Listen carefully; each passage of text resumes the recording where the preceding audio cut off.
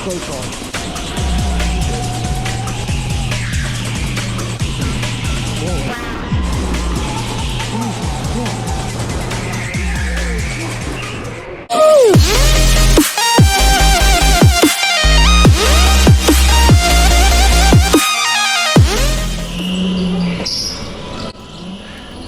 Teamsport Karting is one of the biggest karting companies in the UK.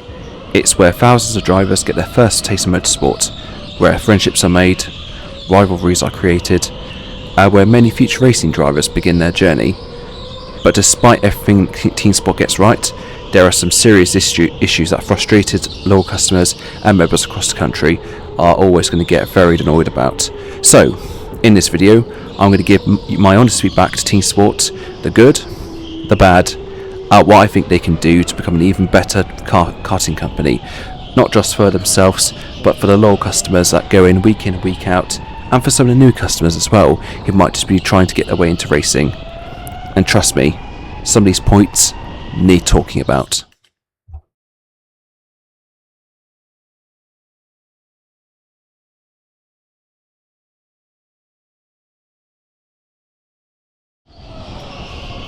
Now, let's start with the positives, because despite the criticism later in the video, there is a lot that Teamsport does get right. And the first thing, honestly, has to be the marshals and the session hosts. Honestly, these people are the absolute backbone of Teamsport.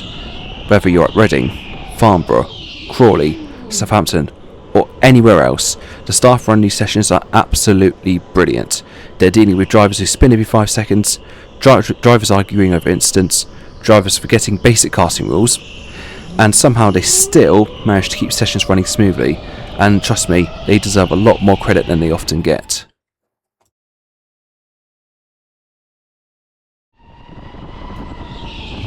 Now, another thing that Teamsport absolutely nails is variety. If you're a casual customer, you've got plenty of options. If you're a regular driver, you get even more. Sprint races, endurance races, grid events, members nights, championships, aka the grid series, corporate events, 3 for 2 sessions, whether you're an actual proper member, elite or club member, or just a regular social member. There is really something for absolutely everyone, and that's one of the biggest reasons why Teamsport has become so popular in the last 10-15 years. It's simply because of variety.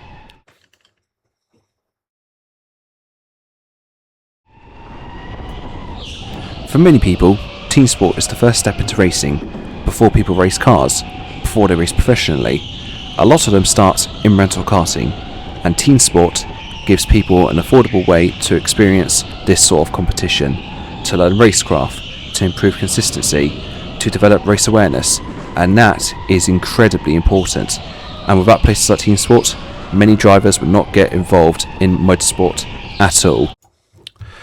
However, as much as I enjoy racing at Teamsport, whether it be a public session, a 3 for 2 social night, or the grid series, or just a regular grid Thursday night members night, there are still some problems that keep coming up, and they're the reason I'm making this video and why Teamsport Karting needs to hear this.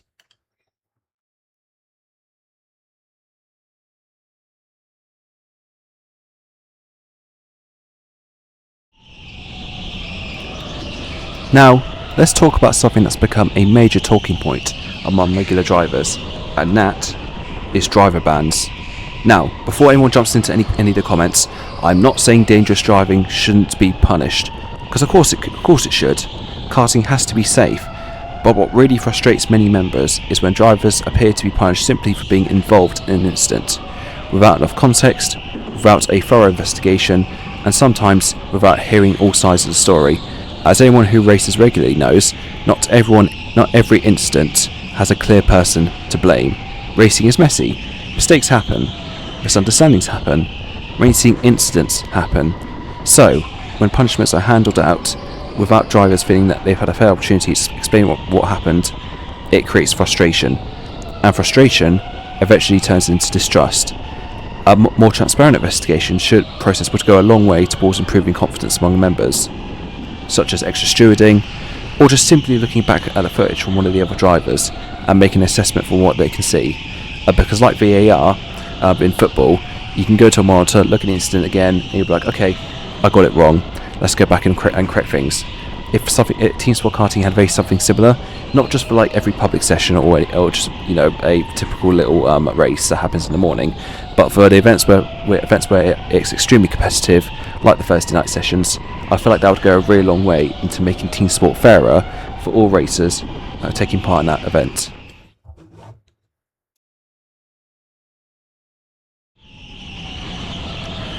Next up, the dreaded customer service. Now, unfortunately, this is another area where team sport, I think, can and should improve. A common complaint I've heard from members is that customer service often feels more like a sales department than an actual support department. Customers contact support looking for help, looking for answers, looking for clarification, and sometimes this leaves them feeling that their concerns haven't really been addressed. For a company with such a large member base, customer service should be one of the strongest parts of the business, not one of the most criticised. And honestly, members invest so much time and money into team sport, where you think maybe they deserve at least a good standard of customer service, as opposed to salespeople trying to milk them for every penny they've got, to try and make them join really weird public sessions or even really other weird events which they probably won't be interested in. So, when they need the support, they deserve clear communication and meaningful answers.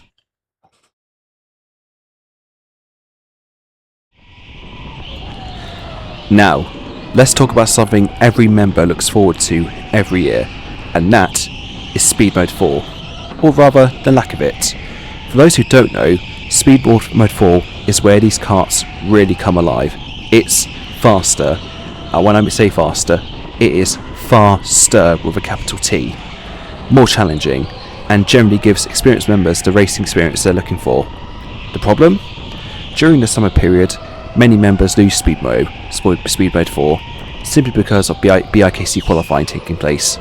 Instead, members are often left racing in Speed Mode 3, the exact same mode used for public sessions. Think about it.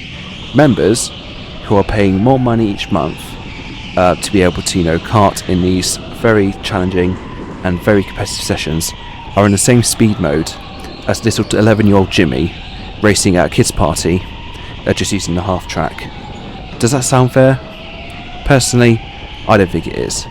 Now, while Speed Mode 3 can still be fun, it does not offer the exact same experience many members are paying for. And when you spent months improving and developing as a driver, naturally you want access to the highest level performance available, because simply team sport should be looking at alternatives for these scheduling solutions. Because right now, many members feel like they're losing one of the biggest benefits of membership during some of the busiest months of the year. And trust me, when you're a member like me, you crave that additional pace. You crave that ability to be able to go faster, challenge yourself, and get the fastest time possible around the circuit, as well as racing some other members who also have the same level experience to go flat out, lap after lap, until one of you comes out on top, and you can really truly say to yourself, I'm the fastest driver in that race, and I should take it all, and I should win it all. And trust me, when you have that feeling at the end of the race, it can never, ever, ever leave you.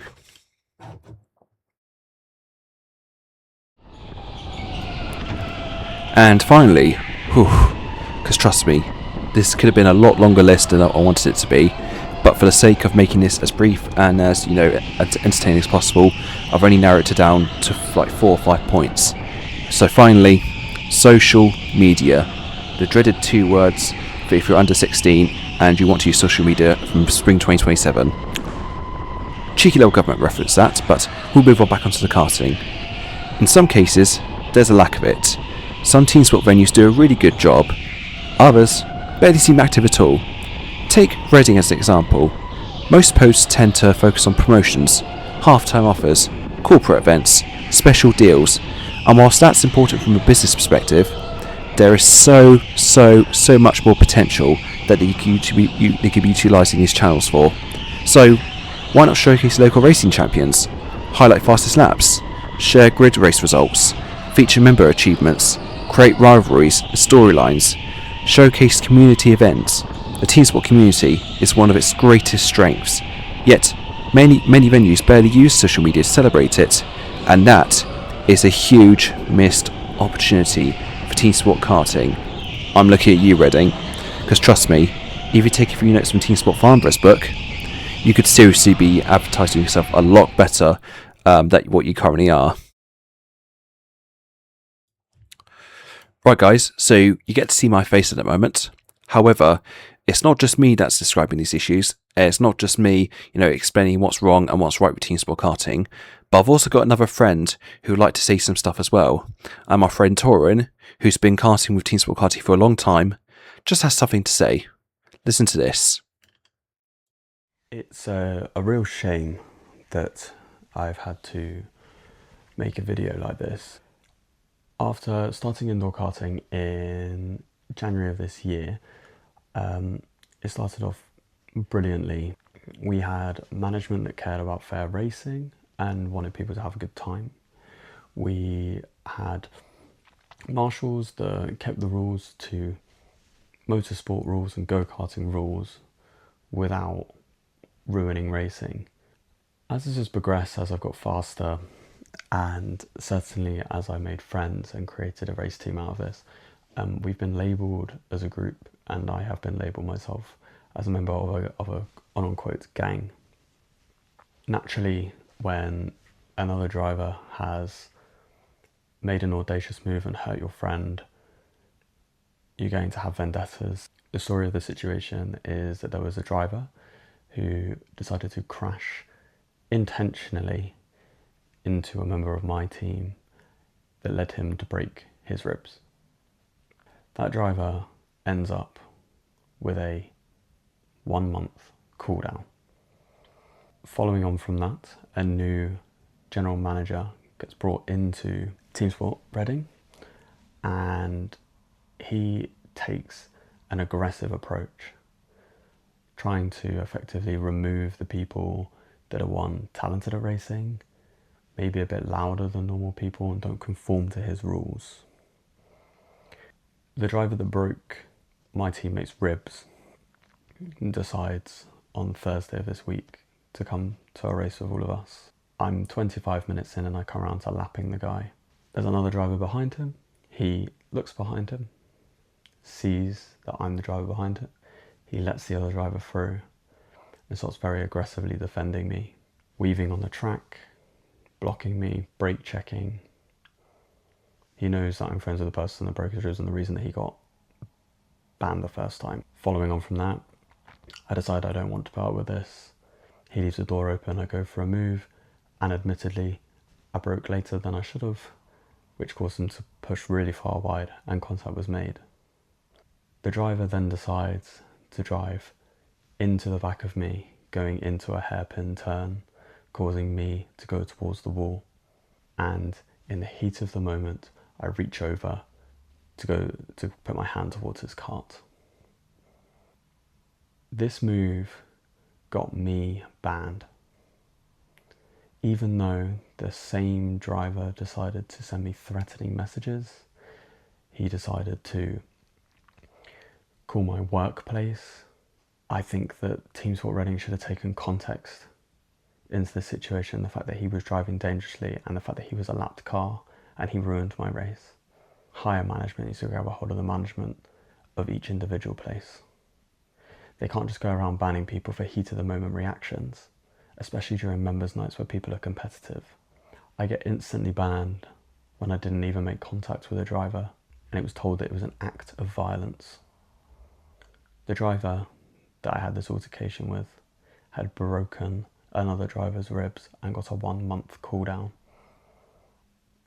Teamsport's number one rule is racing with respect. But what about marshalling with respect? Determining outcomes with respect, treating drivers with respect, not just picking on the ones that you don't like personally. I believe Teamsport is a good place. It can bring up and coming karters in an affordable manner, but they're taking away from competitive racing, and I think something needs to change.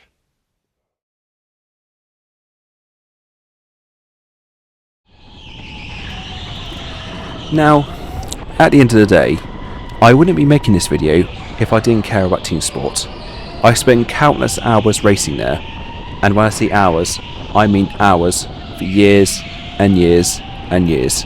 And I've met some absolutely fantastic people there, and I've shared some incredible experiences there as well, such as winning 50 lap races, finishing on a podium in grid events, and soon enough I'll be winning my first ever grid race. Not just a sprint race that might be happening in the middle of it, but the actual whole thing. Now, the marshals there are absolutely fantastic, and shout out to Sahib as well, who works at Teamsport Reading as a chief instructor. He is probably one of my favourite marshals I've ever met there. So friendly, so good at his job, and trust me, if he utilises the skills he has, he could go a long way up the corporate ladder and make a big difference to the company. Now, the event variety is absolutely excellent as well. I don't mind doing a public session. I like the 3 for 2 sessions, but most of all, I love the Thursday night sessions. They're absolutely fantastic. And they're still one of the best places in the UK to get involved in karting. And I don't think I've ever heard of any other karting company as huge and as notable as Teamsport Karting. Yes, maybe Team Works Karting back in the day, or absolutely karting in venues such as Bristol Maidenhead, but compared to Teamsport, they're a small fish in a big pond. But good companies improve by listening, not by ignoring feedback. So hopefully Teamsport sees this video not as a criticism, but as constructive feedback from somebody who genuinely wants to see the company become even better. Now, I want to hear from you. What do you think Teamsport does well? What do you think needs improving? Drop your thoughts in the comments below, and if you enjoyed the video, make sure to like, subscribe, and turn those notifications on. And I'll see you in the next race. Take care, guys.